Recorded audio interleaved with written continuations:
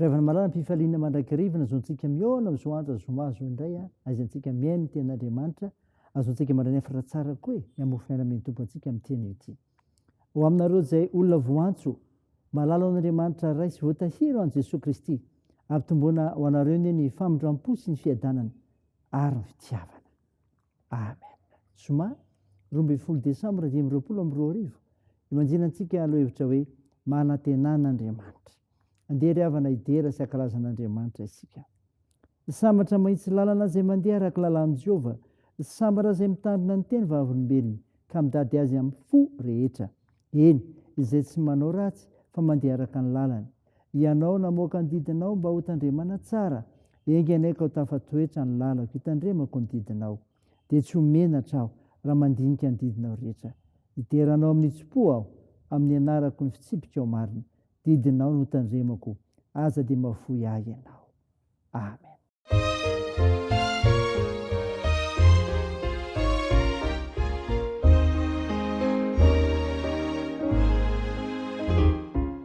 Sa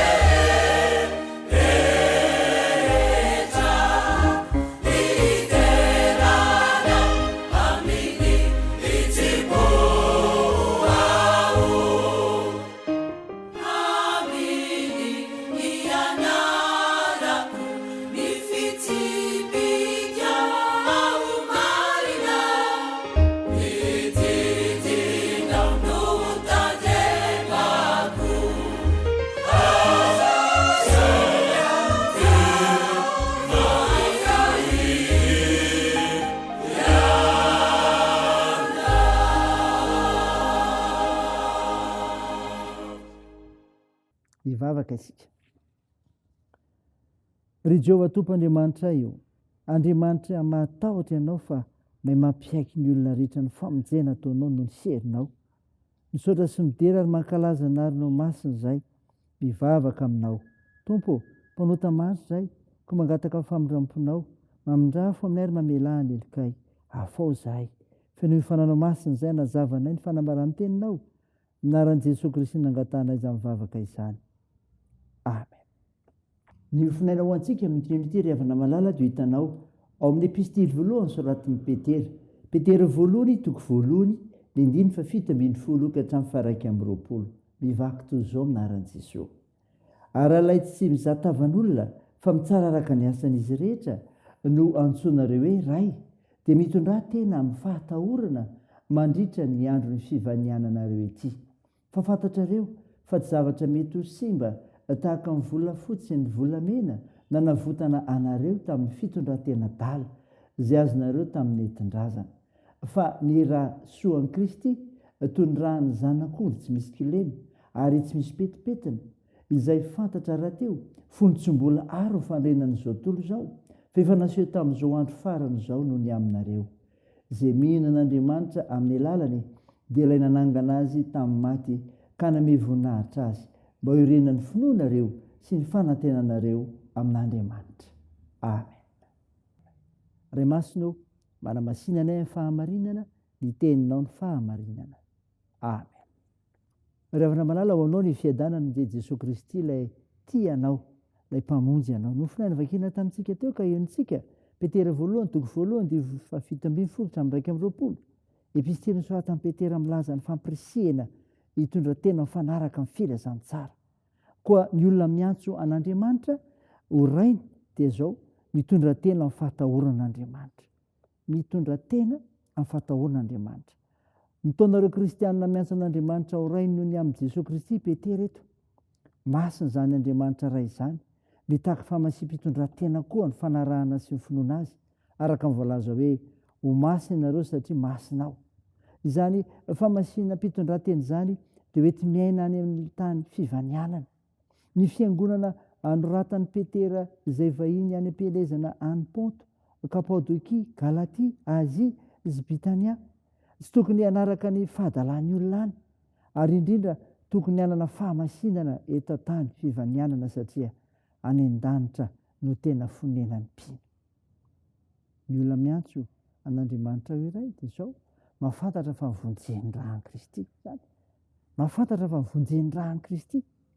Manoratra amin'ny olona efa nandray famonjeny Petera eto.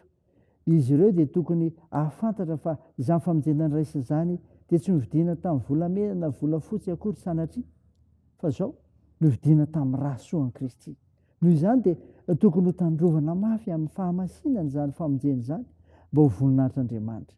Jesosy Kristy ry havana, ilay efa izy izay naharinany izao tontolo izao, kanefa dia nanaiky ho tonga tetỳ an-tany mba hatao sorona fanavotana ny maro. Fitiavana lehibe tokoa izany asehon'i Jesosy Kristy amintsika izany. Ary tiany ampafantarina ihany koa ho an'izay mbola tsy mahalala. Ny olona tsy mahafantatra famonjen'i Kristy azy no manao fitondran-tena atalatala. Sainy ry havana, fitondranao tena azonay mandray izany ho voninahitr'Andriamanitra. Amen. Andeha hivavaka isika. tompo misaotra ny mofinainany menao izay milaza ny olona miantso an'Andriamanitra ao rainy dia mitondra tena amin'ny fahatahoran'Andriamanitra sy mahafantatra fanovonjeny-drany Kristy. Vavaka izay mba nasitranareo marary mila ny vavakay ampirizonareo mpitsabo Jesosy ataon'izao rasom-poriny toandro marivo sikola ireo sahirana vonjeo sy arovo izay amin'ny tejavana misy eo amin'ny fiarahamonina misy anay tsonjovy any ampigadrana mita eny amin'ny fiazakazahanay amin'ny tsian'io ity.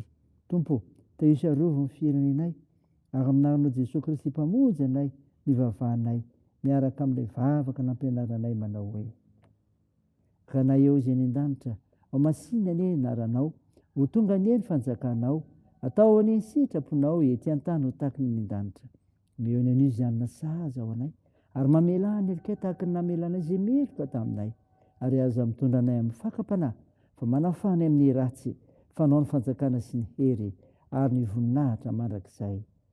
Amen.